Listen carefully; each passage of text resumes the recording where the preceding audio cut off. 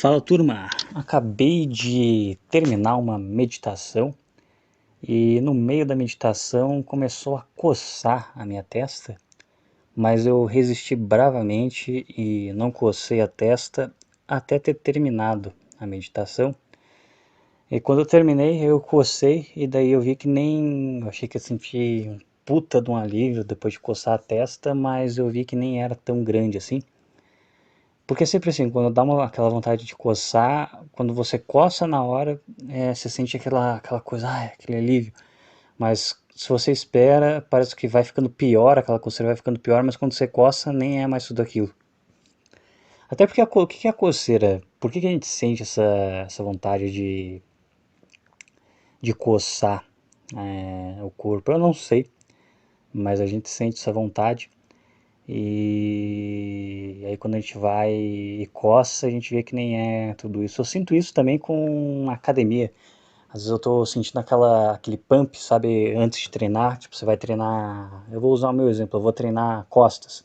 Hoje eu fui treinar costas, antes de treinar eu já senti o ombro inflado, assim, como se o meu corpo soubesse que eu fosse usar essa parte do corpo e já comece a bombear sangue pro lugar. Pode ser coisa da minha cabeça, mas é o que eu sinto, no caso. E daí você vai lá e você treina, você sente aquela satisfação, mas quando você não treina, no momento que você está sentindo aquele pump, depois parece que não é mais a mesma coisa. Ou sei lá, pode ser só coisa da minha cabeça também. Mas diz que quando você mentaliza, tipo, eu vou treinar tal músculo hoje, o corpo ele já prepara esse músculo para ser treinado. Pelo menos eu sinto isso. Talvez por eu já treinar há muito tempo, há anos, eu tenha desenvolvido isso, mesmo que sendo placebo, não sei. Mas é isso aí, é isso aí. Hoje eu tô sozinho em casa, porque sim, hoje eu realmente estou sozinho, tô gravando dentro de casa, não tem ninguém dormindo, nada, eu realmente estou sozinho dentro de casa. E é uma sensação muito boa, muito libertadora estar sozinho, dá uma sensação muito livre. O problema é que para você manter isso, se você quiser morar sozinho e manter essa situação por mais tempo, você tem que trabalhar, e trabalhar é uma coisa chata. A verdade é essa. Todo mundo quer dar aquele migué, as pessoas elas não querem falar, elas querem evitar falar, mas a grande verdade é essa. Ninguém gosta, cara, de trabalhar. As pessoas elas trabalham porque elas precisam. É difícil você achar alguém que realmente goste de trabalhar. Aliás, eu tenho minha dúvida se as pessoas que gostam de trabalhar, se elas gostam mesmo. Eu não sei, cara. O meu problema com esse negócio de trabalhar não é nem trabalhar em si. O problema é que o trabalho ele é um negócio maçante nos dias de hoje. O problema do trabalho hoje é que ele é uma coisa que você está lá, por exemplo, doando 6 horas do seu dia ou doando 8 horas do seu dia. E dependendo do que você está fazendo, você tem que estar lá sem fazer nada. Às vezes você nem trabalha, só que às vezes o simples fato de você não fazer nada é pior do que você fazer alguma coisa. Porque se fosse um trabalho onde você ganha por fazer, eu acho que esse tipo de trabalho ele não é ruim. Por exemplo, sei lá, você ganha para... Por exemplo, eu vou usar o meu exemplo, quando eu vendia doce na rua. Se eu quiser ir em 2 ruas vender, eu vou em 2 ruas. Se eu quiser ir em 4 ruas, eu vou em 4 ruas. Se eu quiser, sei lá, andar uma cidade inteira e depois ir para outra cidade e trabalhar um monte, eu faço, mas é uma escolha minha. Agora, e quanto mais eu trabalhar, mais dinheiro eu vou ganhar. Só que às vezes tem um dia que você, hoje eu prefiro não trabalhar nem que não ganhe, entendeu? Agora, o cara que ele trabalha CLT, ele tem que estar lá e por mais que ele se esforce e dê o sangue, o salário vai pingar e vai ser exatamente o mesmo salário de sempre. E o cara que. E se ele. Daí, e é por isso que os caras, quando é um emprego assim, inevitavelmente, cedo ou tarde, o cara vai acabar fazendo aquilo na má vontade, empurrando com a barriga, porque não vai adiantar. O cara ele não vai ganhar a mais. Aí você pode falar, não, mas você pode se esforçar, porque daí você vai conseguir, sei lá, você vai conseguir ganhar, você vai conseguir ganhar, você vai conseguir ganhar promoção e daí você vai conseguir aumentar o seu patrimônio, o seu salário, porque daí os chefes vão ver que você vai ganhar mais. E cara, não, eu não consigo acreditar nisso. Eu também não sei, porque eu nunca trabalhei, por exemplo, em loja como vendedor, eu nunca tive esse tipo de emprego. Todos os meus empregos formais, em traços assim, sempre foi terceirizado, então sempre foi tipo coisa de prefeitura, ou então coisa de. Sempre foi uma coisa na base do concurso, uma coisa na base burocrática, assim, ou estágio porque eu fazia faculdade, ou coisa assim. Só que de qualquer forma, pela minha experiência, as pessoas que se dão bem, trabalhar não é sinônimo de se dar bem. Eu não sei se é assim em outros países, mas pelo que eu pude ver, as pessoas que se dão bem não é as que trabalham duro, mas as que fazem contato e as pessoas que simplesmente fazem contato. Só que para você fazer contato, você não precisa ser realmente competente, só precisa ser um cara gente boa, um cara que tem uma lábia, um cara que é às vezes manipulador. E cara, isso aí vai desmotivar, entendeu? Um cara que ele não tem essa capacidade ou ele não está disposto a ser esse cara, ele simplesmente vai olhar isso e ele vai, então tá, então eu vou fazer esse emprego, já que eu não vou crescer por ser competente, das duas uma, ou eu simplesmente vou fazer o emprego só para não ser mandado embora, tipo, vou levar com a barriga, ou eu vou ser esse cara, ou eu vou tentar o máximo possível me empenhar para aprender como manipular as pessoas e ganhar uma ascensão manipulando as pessoas e não sendo um bom empregado. Infelizmente, cara, é assim, acho que é assim no mundo inteiro, mas no Brasil é mais exacerbado. Eu acho, eu não tô falando, eu não sou um puta de um cara vivido, mas de qualquer forma, é por essas que eu prefiro empregos que tentem lidar o mínimo possível com as pessoas, porque querendo ou não, lidar com pessoas é estar sujeito à injustiça, é ser avaliado por coisas que não tem nada a ver com o serviço que você está fazendo. E nos dias de hoje é ainda pior, porque parece que, por exemplo, te julgam pelo, sei lá, pelo cara, sei lá, você votou no Bolsonaro, aí você passa por um crivo do RH cheio de esquerdistas, você se fode, se você não souber dissimular muito bem. Ou seja, você tem que mentir para conseguir um emprego, porque os caras não conseguem separar política de trabalho. E tem também que, porra, esses caras aí, eles são muito burros também, esses, esses empresários, porque, sabe, os caras, eles dependem do capitalismo, eles dependem de um sistema capitalista.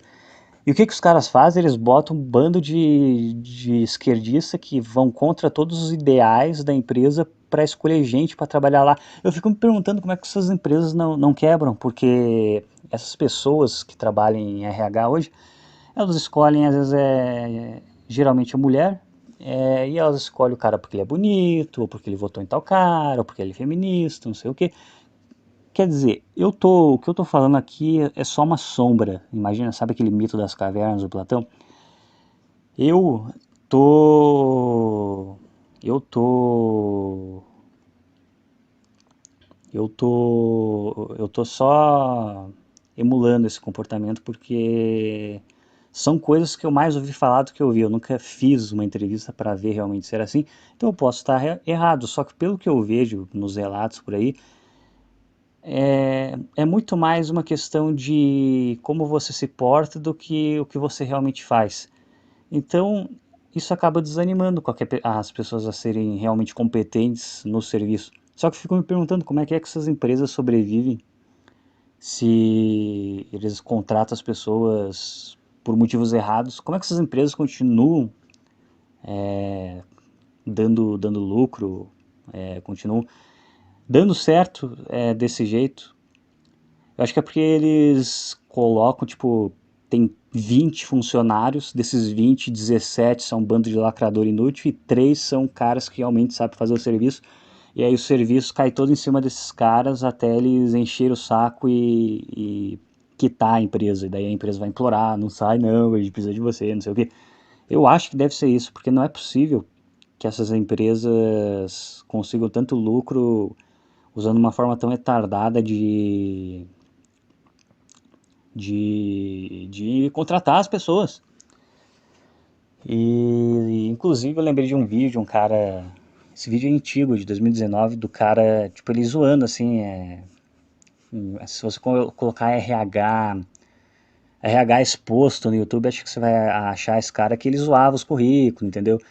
Tem umas dicas válidas, assim, o vídeo do cara, ele claramente tá menosprezando as pessoas que mandam os currículos, mas tem umas dicas válidas, só que você vê assim que também é cada coisa inútil que você é mandado embora porque simplesmente tem muita gente procurando emprego, entendeu? E é uma das coisas que me fez pensar em concurso público, porque, cara, eu olho isso e eu penso, cara, eu não quero passar por isso. Nunca passei e quero evitar ao máximo passar. Porque eu sou um cara, eu sou o típico cara padrão, né? Eu sou branco, eu sou heterossexual. Então, foda-se, por mais que a minha vida seja normal, eu não sou um playboy, eu não tenho, tipo, eu não moro em uma mansão, eu não tenho um pai médico e uma mãe juíza. Eu sou só um cara comum, média, média, vamos dizer assim. Nem classe média alta, nem classe média baixa, mas foda-se. Às vezes essas pessoas da Lacrolândia, elas têm uma vida, uma condição de vida melhor, mas foda-se, você é isso e isso, então na cabeça delas você não é digno de ser contratado. E os cornos, que são donos da empresa, deixam esse tipo de gente gerir quem entra e quem sai da empresa. É por isso que diz que o ideal é você achar uma empresa pequena e conversar direto com o dono para ser contratado. E desistir de empresa grande, porque essas daí. Eu acho que os caras, como eles são grandes, eles sabem que eles têm muito colchão para queimar, então eles nem ligam muito de colocar um bando de incompetente para trabalhar lá, porque eles ganham mais por propaganda. Tipo, olha só, a gente tem esse imbecil aqui que ele representa isso e isso na empresa. Então, tipo, eles propagandeiam que eles estão contratando minorias porque elas são minorias e não porque elas são competentes, mas eles não vão falar isso. Eles vão falar só que, olha só, estamos contratando minorias. E isso vai dar mais lucro do que a competência sim, dos funcionários. Eu acho que é isso. Pode ser outra coisa completamente diferente. Essas empresas podem estar completamente se fudendo, mas eu não sei. E falar isso me revolta muito, conforme eu vou falando, isso me revolta muito porque uma das coisas que eu queria já ter é um espaço próprio meu, assim, uma casa minha, não uma casa comprada, nem que fosse um lugar alugado, mas um lugar para eu poder ter o meu canto. E nem isso eu consigo e isso me frustra bastante. E foi por esse motivo que eu fui para os concursos, porque eu olhei a iniciativa privada e eu vi que não dá. Fazer curso superior para trabalhar de Uber, ficar 5 anos estudando para concorrer com um monte de gente, um monte de vaga. E ao invés disso eu resolvi tomar a concurso Pio e foda-se, entendeu? Porque pelo menos no concurso vai ser concorrido do mesmo jeito, mas pelo menos eles realmente vão avaliar o negócio, vão te avaliar corretamente, vamos dizer assim. E se eles quiserem uma lacração no concurso, que nem teve esse concurso do IBGE aí, que parece que teve uma questão que era assinale o que não é machismo, ou assinale o que é machismo. Mesmo quando vem uma questão dessa, é uma questão fácil, é só você lacrar lá na questão. E é fácil, lacrar é fácil, não exige exigência intelectual você ir lá e lacrar. Então, por mais que exijam cotas para isso e para aquilo, no concurso eles ainda são mais justos do que na iniciativa privada nos dias de hoje. Então foda-se, entendeu? O pessoal fala mal, anarcocapitalista fala mal dos concursos. Mas, cara, se você parar pra pensar bem, foda-se, cara. Não, eu não pedi pra. Ninguém mandou os empresários brasileiros ser um bando de burro que, ao invés de priorizar a competência, prioriza essas coisas secundárias. Se esses caras querem fazer isso, então façam, mas eu vou ser um cara então que vai para concurso e daí esses caras que me sustentem, esses caras que pagam imposto e me sustentem. Os caras não querem, eles não querem contratar esquerdista, então eu vou agir como esquerdista e vou mamar na teta do Estado. Eles não gostam disso? Então, e é isso aí. Acho que foi isso que eu acho que foi isso sobre essa introdução enorme sobre concurso público. E agora eu vou falar sobre um assunto bem saudável.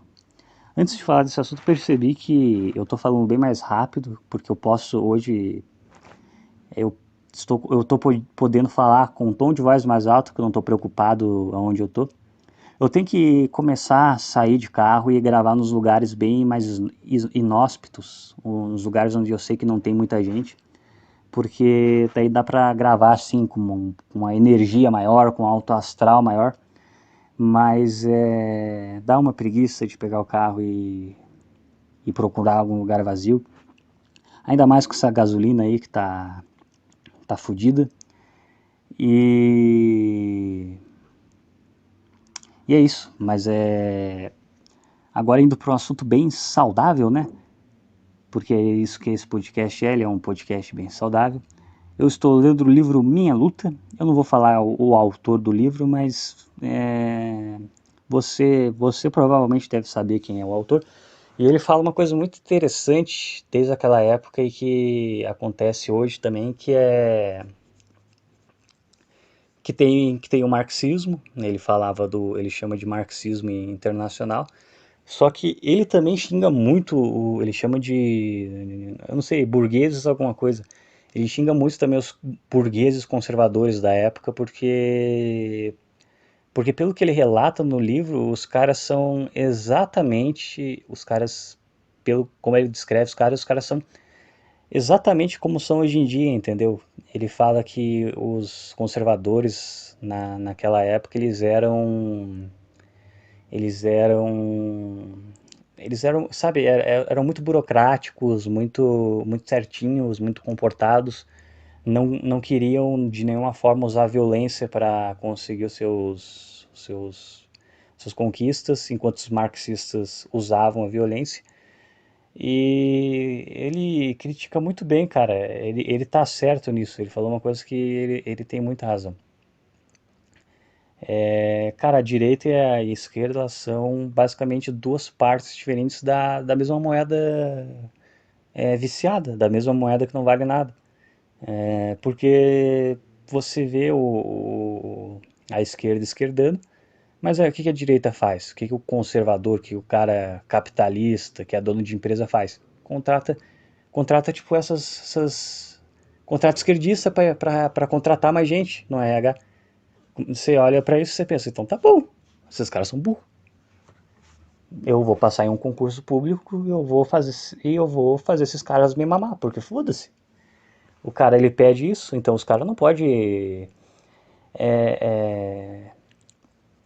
Conservador, eu ando pegando um asco muito grande de conservador, até mais que de esquerdista, porque eles simplesmente são um bando de corno que deixa as coisas acontecerem e não fazem nada.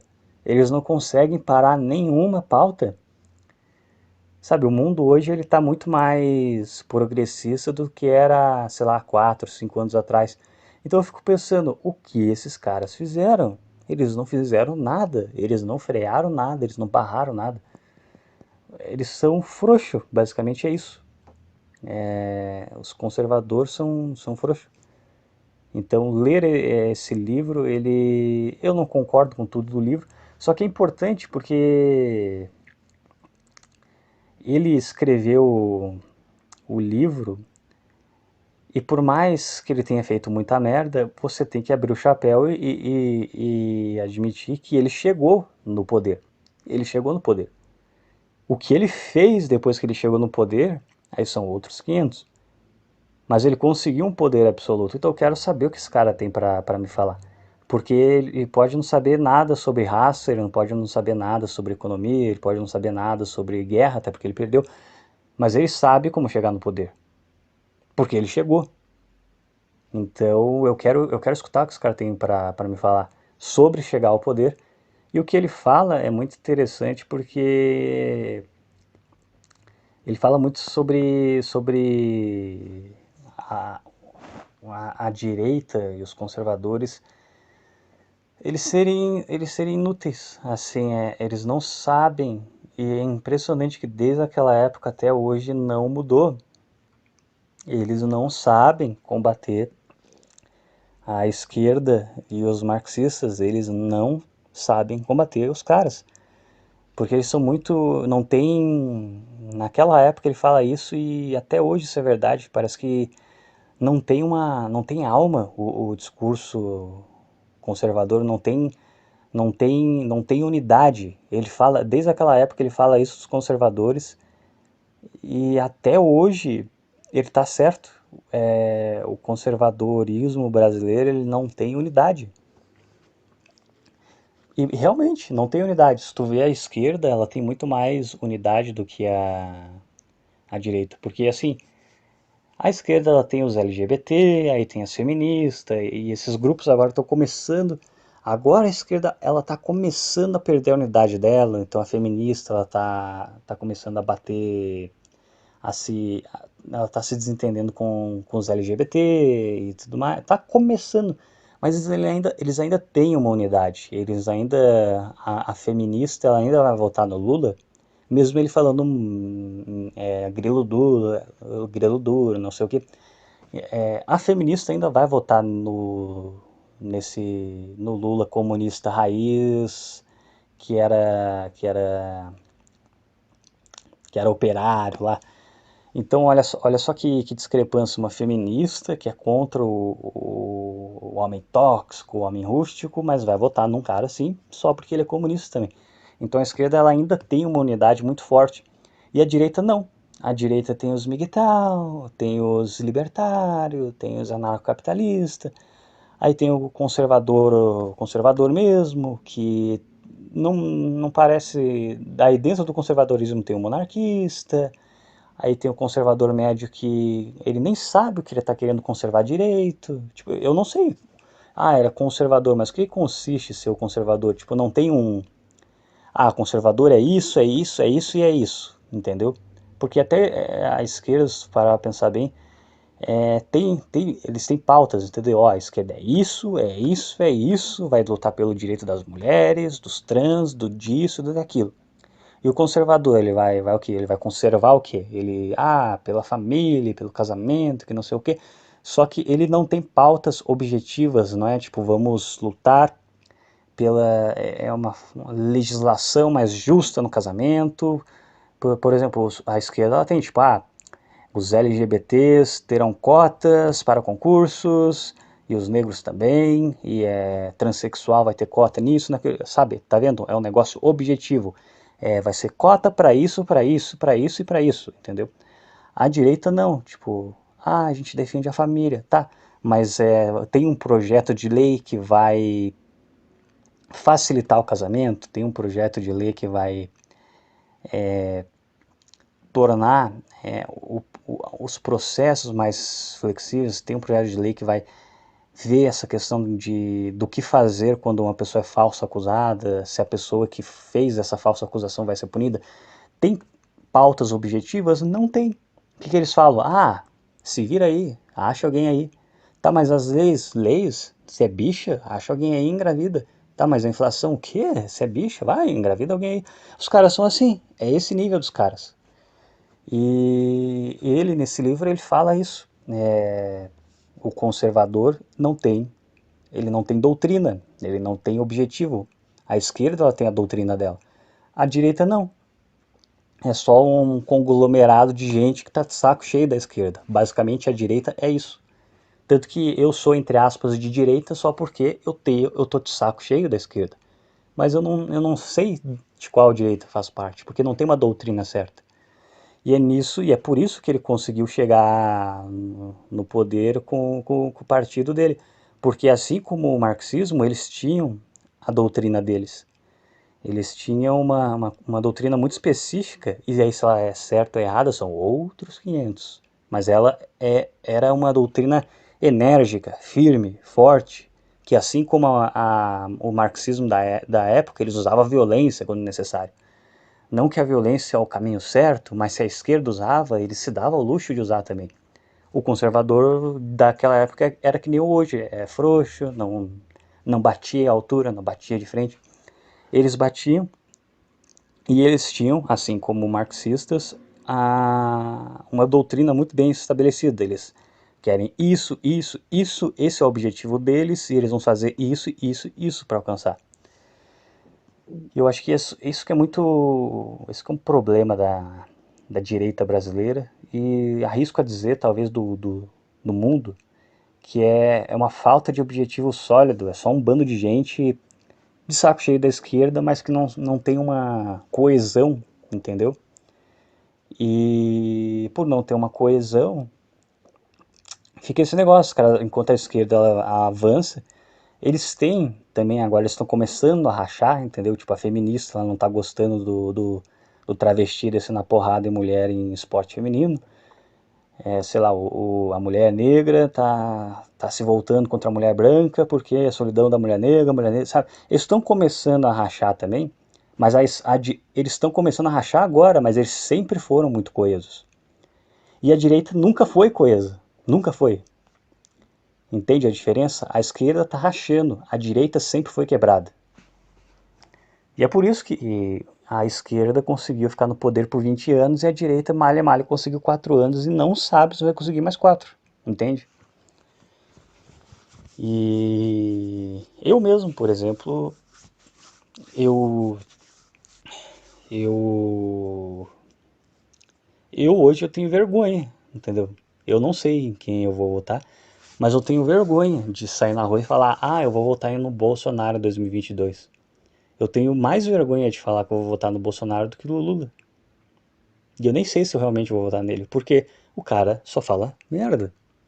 Ah, mas ele estava certo, ah, mas não sei o que. Sim, mas ele não sabe se comunicar. E ele devia saber, porque ele é um presidente.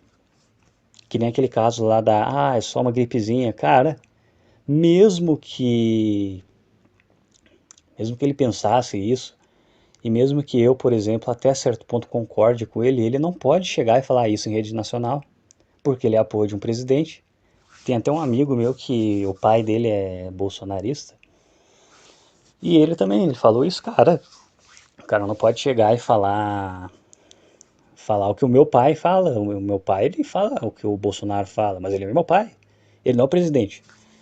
Então, como é que pode os caras... Tá, nos primeiros 2 meses de presidência, o cara não sabia ser presidente. Se bem que não é desculpa, porque o cara foi deputado por mais de 20 anos. E o cara não sabe falar em público. O cara não sabe expressar uma ideia sem ser mal interpretado. Ah, mas a mídia faz isso, a mídia faz aquilo. Eu concordo que a mídia atrapalha, mas a mídia ela não pode difamar uma pessoa se a pessoa ela não dá margem para má interpretação, entendeu? Por exemplo, o Monark, ele falou quando ele falou aquela merda lá, ele foi cancelado porque ele deu margem para uma má interpretação. Só que ele é o Monark, ele não é o presidente. Ele é um podcaster, ele não é o presidente. Então, ele ainda é compreensível, né, dar essa brecha de vez em quando de ser mal interpretado. Assim como eu, por exemplo, que sou só um mini podcast, ser mal interpretado para mim, ok. Eu não sou o presidente, eu sou só um cara. Agora, o presidente, o cara é mais de 20 anos deputado e tá há 4 anos. Tá há 4 anos. Tá há 4 anos sendo presidente e o cara não sabe fazer um discurso coeso. um discurso que eu posso estar falando merda porque eu não fico acompanhando política também. E o ratão do banhado aí falou que, mas a mídia ela fica falando, o Bolsonaro só falou merda, não sei o quê. E eu não acompanho a mídia, mas eu fico sabendo das pessoas, olha só o que o Bolsonaro falou e não sei o quê. Só que, cara, também tem que. Ele é o presidente e ele tem. Acho que o Instagram dele tem 20 milhões de seguidores. Ele podia simplesmente fazer uma live por semana, conversando com as pessoas, jogando limpo, falando, tentando explicar que a longo prazo ia render, mas ele não faz isso. Ele tem no máximo um Telegram lá que ele fica hypando aglomeração, ele fica hypando manifestação. Em 4 anos, ele continua caindo nessa. Ele continua fazendo discursos que permitem o deslize. E o próprio autor do Meia Luta, que novamente, não estou dizendo que ele está certo em nada, mas ele chegou onde chegou. Ele conseguiu o poder dele, tanto que ele foi um dos caras que deu medo no mundo inteiro na época. Ou seja, ele sabia muito sobre o poder, ele podia não saber nada sobre o resto, mas ele sabia como chegar no poder. E ele fala que uma das coisas mais importantes para você chegar no poder é você saber discursar, é a sua palavra, a palavra é muito poderosa. Então ele devia fazer um comício por semana, se ele quisesse realmente cravar o poder dele. Mas ele não fez isso. E é isso aí. Acho que foi só uma espécie de desabafo político, que eu nem sabia que precisava desabafar sobre isso. Eu queria adentrar mais nesse livrinho e falar, porque tem muita coisa interessante sobre como ele conseguiu chegar no poder, que essa parte do livro eu realmente achei muito interessante. Mas eu vou esperar, eu vou terminar o livro, vou esperar a ideia amadurecer, vou ler outros livros, para não ser mal interpretado, porque esse assunto é um pouquinho complicado, né? Então não dá para chegar falando de qualquer jeito que eu estou falando aqui. Mas acho que já deu para entender a ideia básica, entendeu? E é por isso que em pleno 2022 a direita vai estar concorrendo com um cara que comprovadamente fez um monte de merda, porque eles são mais congruentes. Simples assim. Enquanto a direita não ela abandonar essa história de miguetal, de anarcocapitalismo, de monarquia, enquanto não houver uma união na direita e parar de chamar de direita, dar um nome específico para isso, vai ser essa porra quebrada aí mesmo que qualquer gingado esquerdista vai conseguir tirar do poder de novo, entendeu? Tanto é que você vê, por exemplo, em tese um empresário, o cara que ganha bastante dinheiro, ele devia ser um cara, né, conservador, ou pelo menos, no mínimo, um cara em prol do capitalismo, e tu vê um cara assim contratando gente que se você fala que tu vota no Bolsonaro, tu não é contratado. A pessoa basicamente tem que mentir que é um esquerdista para ser contratado numa empresa que em tese é um negócio que era para ser capitalista. Ou seja, tu vê esse tipo de coisa e você pensa, tá bom, a direita merece se fuder.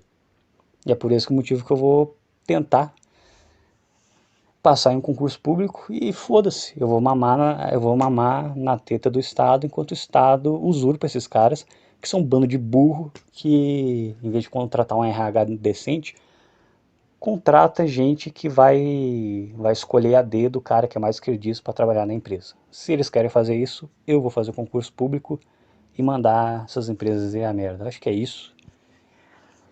Esse podcast foi um podcast até meio revoltado, eu não esperava que este podcast seria assim, mas acho que é isso aí.